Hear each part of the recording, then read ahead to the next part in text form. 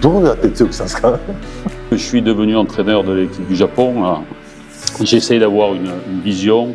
皆さんこんにちは、河合俊一です。今日はですね、日本代表男子のね、日本代表のフィリップ・ブラン監督に、お越しいただいて、今の日本代表男子の強さの秘密なんかをね、いろいろ聞いて、あとはですね、OQT 秋にありますオリンピックのね、予選、この話、どういうふうに挑んでいくかということをですね、聞いていきたいと思います。よろしくお願いします。皆さん僕は忘れてたというか、言われて思い出したんだけども、僕は現役の時にブラン監督も現役で、その時に一緒に対戦してるんですよね。試合をやったのは覚えてるんだけど、勝ったか負けたか覚えてなかったんですけども、実はね、公式戦で2回当たってまして、覚えてますか？ J'ai un souvenir d'un des matchs qui avait lieu, je pense, à Tokyo, parce que c'était une ambiance tout à fait particulière. Beaucoup de flash quand Kawai-san allait au service. Il y avait beaucoup de flash et beaucoup de cris des fans japonaises à l'époque. 試合内容よりそっちの方が覚えてるんですね。Je ne me rappelle pas qui a gagné ou qui a perdu, c'est pas important. 僕さっき聞いた話だと1勝1敗だったらしいですよ。Eh ben voilà, nous sommes tous amis. 2人ともまだ20キロぐらい細い時ですよ、今より。ミニモム。ネーションズリーグの予選終わったところで今インタビューしてるんですけども、本当に今の日本強いですよね。どうやって強くしたんですか？ Depuis que je suis devenu entraîneur de l'équipe du Japon, j'essaie d'avoir une vision et un plan adapté de développement de la performance de l'équipe. Donc chaque année, ce plan va évoluer en fonction des progrès réalisés. L'objectif final étant d'amener notre équipe à être capable de jouer contre les meilleures équipes au monde. Les résultats de cette année, ils sont dus à la fois au travail qu'on a fait les années précédentes, ils sont dus aux expériences qu'on a déjà vécues, le match de la France au championnat du monde, à la super saison que fait Yuki et Ran aussi en Italie, parce qu'ils ont acquis beaucoup de leadership et de solutions par ce championnat. Et puis le travail qu'on a effectué cette année de développement encore sur les directions d'attaque, sur le passeur, sur le travail de contre. Donc c'est l'ensemble de tous ces facteurs qui font que cette année on a une très belle performance en BNL. どうして今強いんですかっていろんな人に聞かれた時に、まず一番最初に出るのがやっぱりサーブで崩していい体勢で打たせない。でディグがいいと。特に高橋藍選手とか、山本選手とかね。これの良さがやっぱり一番勝ってる秘訣なのかなと思ってますけどもね。Ça a fait. Voilà. Le président Kawai connaît très bien le volleyball. Donc, effectivement, c'est les qualités naturelles des joueurs japonais qui étaient la capacité d'être très fort au niveau de la défense. Mais la défense, ça ne marque pas un point. Donc, quand on voulait, comme on défendait beaucoup de ballons, si on voulait gagner en performance, il fallait améliorer notre capacité ensuite à scorer avec l'attaque sur la transition. Et la qualité de service que l'on avait, elle mettait souvent l'adversaire en difficulté, mais tant qu'on n'était pas efficace au niveau du contre, on ne récupérait pas suffisamment de points. C'est pour ça qu'il a fallu essayer de travailler autour de ces deux points forts pour donner une structure plus performante à l'équipe. でもね、本当見ててね、ちょっとなんか楽しいんですよね。負けた試合もあるんだけど、負けた試合でさえ面白かったなと思える、ああいうこのなんだろう、チームによく作り上げたなと思ってね、ものすごい感心してるんですよね。Moi aussi, en tant qu'entraîneur, je suis passionné quand je regarde mon équipe arriver à réaliser ce qu'on essaye de préparer à l'entraînement et ce qu'on essaye de développer.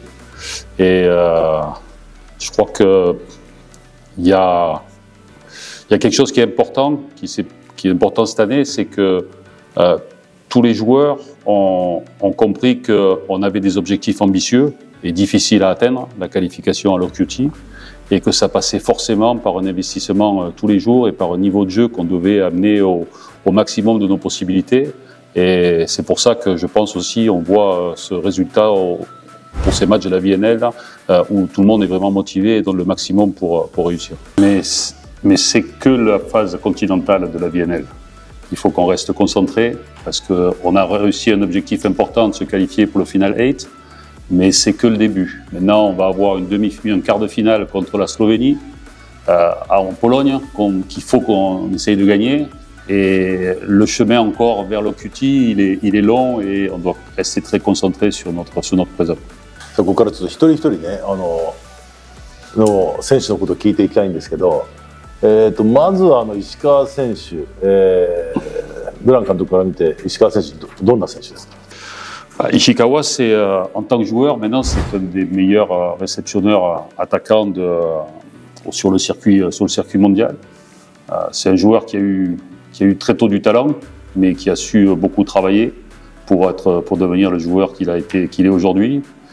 Il a pris un choix difficile au départ, peut-être, c'est de partir à l'étranger plutôt que d'avoir une carrière au Japon qui aurait pu être excellente, mais ce choix-là l'a propulsé justement à avoir une carrière professionnelle maintenant extrêmement prometteuse. Et puis c'est le capitaine de l'équipe. C'est pas toujours facile de trouver un bon capitaine dans une équipe. Et là, je pense que le Japon en a trouvé un. D'abord parce qu'il amène du leadership par sa prestation personnelle, mais aussi parce qu'il est beaucoup investi sur la dynamique du groupe au sein de l'équipe. Il a un seul défaut, il perd toujours le toast au début du match. Mais c'est pas très grave, on en rigole avec lui. どういうことだね。でもね、石川がね、この1年ぐらいでちょっとすごくなったなと思ったのがね、ラリー中にワンステップでスパイク打つ時あるんです。普通3回3歩助走なんだけど、一歩助走、ラリー続いちゃって開けた。その時の一歩助走で打つスパイクの決定率がすごい上がってて、ちょっとびっくりして、2年前ぐらいにはなかったと思うんだけど、ブラウン監督から見てどうですか？ Alors, c'est toujours le dernier, assez technique, c'est toujours le dernier pas d'élan qui est le plus important au moment avant d'attaquer. Tout le reste ne permet juste que de se positionner par rapport à la balle. Donc, et puis c'est l'avantage pour lui d'avoir joué aussi en Italie parce que c'est quelque chose qui tous les joueurs travaillent énormément tout le temps. Et cette capacité sur un pas de jouer sur une balle très accélérée ou de maîtriser sur une balle haute l'attaque très haut et très puissante face à des contres formés. Et ça, c'est vrai qu'en étant en Italie à Milan, ça lui a permis de travailler énormément sur cet aspect de l'attaque. 続いてね、西田はどんな選手ですか？ Nishida, c'est un joueur sur le circuit mondial qui est un peu atypique parce que normalement les attaquants de pointe sont des joueurs qui font 2 mètres, 2 mètres 5, 2 mètres 10, qui sont très grands. Et Nishida a pas du tout cette taille. Par contre, il a énormément de puissance et de vitesse au niveau de son swing. Donc ça en fait un joueur un peu exceptionnel. Là, il a eu une dernière année un peu difficile parce qu'il a enchaîné un petit peu des blessures. Donc il faut du temps pour revenir, mais ça reste un joueur avec une puissance de service et une puissance d'attaque qui est très importante pour le Japon. で今大会ね、ネーションズリーグ見てて、西田選手とこの宮浦選手の両方いい選手だから、この使い方が相当難しかったと思うんだけど、あれはどんな感じで使ってたんだろう。Vous savez, la performance en volleyball, c'est toujours une performance collective. Bien sûr, le collectif, il se nourrit des forces individuelles de chacun des joueurs. Donc c'est pour ça que pour le moment, on essaye de créer une grande complémentarité avec tous ces joueurs-là et de pouvoir utiliser différemment, d'avoir des solutions qui viennent du banc. C'est quand même très important et à certains moments, Miura nous a apporté cette solution. Et puis Miura est peut-être plus performant au niveau du contre de Nishida. Par contre, Nishida peut avoir un service et une puissance d'attaque que n'a pas toujours Miura.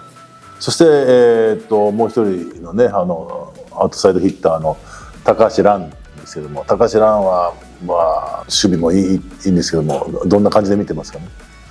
C'est un des meilleurs défenseurs de l'équipe, mais il a aussi une grande qualité offensive. Il a un bras très puissant, très vite. Et je dirais que c'est un peu le même cursus que Ishikawa, dans le sens où il m'a semblé important qu'il puisse partir à l'étranger pour aller jouer en Italie, pour justement devenir professionnel, se confronter à ces contres difficiles qu'il y a en Italie. Alors la première année, ça a été plutôt difficile, mais l'année dernière, il a fait une très très bonne saison avec Padoue.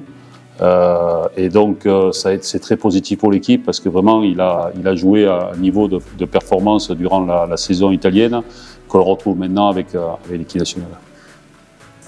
やっぱりイタリアでやって揉まれていた選手がやっぱり1ランク2ランクね、技術があと体力もね、考え方も上がってきたってことだね。もうミドル出身だからね、もういつもミドルずっと見てんだけど、どうですかミドル、山内選手、それと小野寺選手、昔よりミドルを使うことが多くなってきたと思う、セッターがのおかげでなんかサイドとかバックアタックが生きてるんだけども、大事なところでね、ミドルを使ってこう決めれるようになってきたっていうのはこれ心強いと思うんだけど、ブランカーとかどう思ってる？ C'était depuis le début, depuis que je suis arrivé au Japon, je suis convaincu que l'équipe du Japon doit avoir un passeur qui a un jeu très varié, et notamment qui utilise très bien le jeu par le centre, à la fois les balles rapides mais aussi les pipes.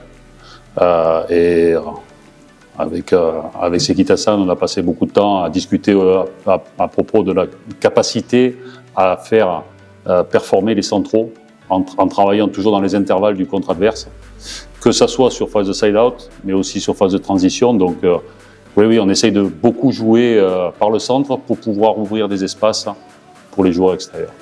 Et en ce moment, les centraux sont en train de faire des gros efforts pour justement devenir leader au niveau du contre, apprendre la prise de décision, quand sauter sur la balle adverse, comment organiser le contre-défense. Et là, on est en train de faire beaucoup de travail avec Onodera, Yamauchi et aussi Kentaro pour développer cette capacité du Japon à être efficace au contre grâce à nos services. Sekita, c'est un joueur avec qui je travaille depuis pratiquement le début et qui s'est beaucoup investi. Il a énormément amélioré sa qualité, sa précision de passe. Avec lui, on essaye de développer aussi sens tactique. Et c'est un joueur qui a beaucoup de détermination, beaucoup d'application dans ce qu'il fait. Et je dois dire qu'on commence à avoir un des très très bons passeurs du circuit mondial. これでなんかね、インタビューでバレーボールやってて楽しいと思ったことが一度もないってなんか出てなかった。だから結構毎試合辛いのかなと思ってちょっとかわいそうだなと思ったんだけど、監督そのインタビュー記事見た？ Non, j'ai pas lu cet article.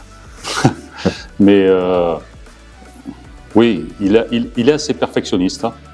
Et parfois, il faut, comme après le match de l'Italie, qu'on n'a pas gagné, c'est le premier match qu'on n'a pas gagné. Après le match, j'ai revu tout le match avec lui. Et à la fin d'avoir visionné, là, je lui dis, tu vois, ta prestation, elle est bonne. Hein. Par rapport à ce que tu pouvais faire, la prestation est bonne. Et c'est vrai qu'il n'avait pas le même sentiment, il avait l'impression d'avoir raté un peu la prestation. Donc, bon, de temps en temps, il faut arriver à moduler les choses. C'est bien d'être perfectionniste, mais à un certain moment, il ne faut pas se mettre trop de pression non plus sur les épaules pour pouvoir garder la sérénité au moment du jeu. 僕は真面目でいいと思うんですけどね。やっぱセッターってやっぱちょっと真面目な人じゃないとなかなかね、自分でスパイク決めるわけでもないし、ブロックスそんなにするわけでもないから、やったーみたいなプレーがなかなかないから、大変だと思うんだけど、でも真面目でいいと思いますね。あとリベロについてはどう思います？ Japon doit avoir le meilleur libéro au monde. Et on n'est pas loin parce qu'on a deux très bons libéraux. Yamamoto est dans le top des classements des libéraux. C'est un joueur sur qui est extrêmement précieux en arrière-défense parce que vraiment il fait des défenses souvent extraordinaires et ça nous donne beaucoup d'énergie au niveau de l'équipe. Donc ouais, il faut encore, on progresse encore un peu au niveau de la réception de service pour prendre plus d'espace, mais il fait vraiment partie des meilleurs libéraux au monde. Ogawa aussi c'est un très très bon libéraux. C'est vrai que Yamamoto a pris la place, mais Ogawa est une solution extrêmement valide parce qu'on l'a vu encore contre la Pologne, il a fait une très bonne rentrée, il a été très performant. 他にもいろんな選手いますけど、この選手これ期待してるっていう他に選手いますか？ Après l'espoir, il y a d'autres joueurs sur la performance à court terme. Moi, j'ai été ravi de la rentrée d'Otsuka-san. Qui a très bien remplacé sur la blessure de Ran, qui a montré qu'il était très performant sur cette position-là. Et ça, c'est une bonne nouvelle. On sait que si on a besoin de remplacer ou Yuki ou Ran, on a lui qui est capable d'apporter une performance auprès de l'équipe. On a très bien commencé avec Kai. Masatoka San qui nous a apporté beaucoup au service. Au début de la Ligue mondiale, c'était une très bonne substitution stratégique. Bon, pour le moment, il est un peu blessé, mais c'est vrai que ce genre de joueur sur le banc est précieux pour avoir des solutions de management du match. B チームのことはどんなふうに見てんだろう。 Je dirais qu'il y a trois raisons pour cette équipe B. La première, c'est avoir en permanence des joueurs opérationnels pour remplacer les joueurs qui seraient blessés au niveau de l'équipe A, parce qu'on sait que les compétitions s'enchaînent et il est important d'avoir des joueurs qui soient prêts pour remplacer les joueurs titulaires. La deuxième raison, c'est que ces joueurs qui sont dans l'équipe B, je pense que c'est le futur du Japon. Donc aujourd'hui, on est très focalisé sur Paris 2024, mais Los Angeles 2028, c'est demain. Et une partie des joueurs qui sont en train de développer leurs compétences et leurs qualités seront très utiles pour le Japon dans le futur, parce que pour développer un passeur, un pointu ou un central, il faut du temps et il faut de l'expérience internationale. Et puis la troisième raison, c'est les Jeux asiatiques. L'équipe A ne peut pas participer et il est important qu'à la fois on utilise cette compétition pour donner de l'expérience à ces jeunes joueurs et à la fois le Japon réponde présent et soit au top de ces compétitions-là. ネーションズリーグはね、14人選びますけども、B チームからあと2人、16人選んでいいよってなったら2人はあと誰選びそうですか？ Si je dois ajouter 2 joueurs. Mais pour le final de la VNL, nous allons partir à 16 joueurs. Donc c'est déjà... après, comment dire, mettre trop de joueurs dans un même groupe, c'est pas forcément bien pour l'ensemble des joueurs. Parce que pour pouvoir, un joueur qui participe à l'équipe B, il a un programme d'entraînement, il a un programme de développement. S'il est juste remplaçant avec l'équipe A, ça va pas, et qu'il a aucune chance de jouer, ça n'a pas vraiment un grand intérêt pour lui. Il vaut mieux qu'il ait une activité extérieure. Moi, je pense que pour le moment, 14 joueurs dans un roster pour une compétition comme le VNL, ça suffit bien pour gérer l'ensemble des solutions qu'on a pendant un match. ネーションズリーグ、個々の選手とかの話は、ここまでにして、今年の秋にね、OQT、オリンピックの予選ありますけども、そこまででもうちょっとここを伸ばしたいとか、もう一つ上げていきたいプレーとか戦略なんかはありますか？ Non. Cette année, la feuille de route pour aller jusqu'à l'OQT, c'est d'utiliser chaque match, chaque compétition pour développer notre capacité à prendre les bonnes décisions et à gérer les moments importants de chaque match clé. C'est ce qu'on veut faire. On l'a très bien fait là sur la Ligue mondiale, sur la phase continentale. Maintenant, on a un match vraiment très très important contre la Slovénie, parce que c'est un quart de finale de la VNL et c'est aussi un match crucial de l'OQT. Donc ce match-là, c'est quelque chose où il faut qu'on soit prêt et qu'on fasse une très belle prestation contre la Slovénie. Et si on peut l'emporter, ça serait vraiment quelque chose de très positif. 一番強敵は一番最後の国ですね。 Le plus fort, les USA. Mais ce sont les derniers. Donc les matchs qu'il faudra être très attentif, les 4 premiers matchs, il faudra être très attentif, notamment à la Turquie. Mais après un match clé, ça peut être le match face à la Serbie. Parce qu'en même temps que le match qu'on jouera contre la Serbie, il y aura le match entre la Slovénie et les États-Unis. Donc si on gagne et que les États-Unis gagnent, le lendemain, le match contre la Slovénie, c'est comme une finale. Donc ces 2 matchs-là, ce sera certainement les matchs déterminants de la qualification. なんで日本を選んでくれたのかなと思って。 C'est pas toujours la facilité que je recherche, mais c'est les projets passionnants.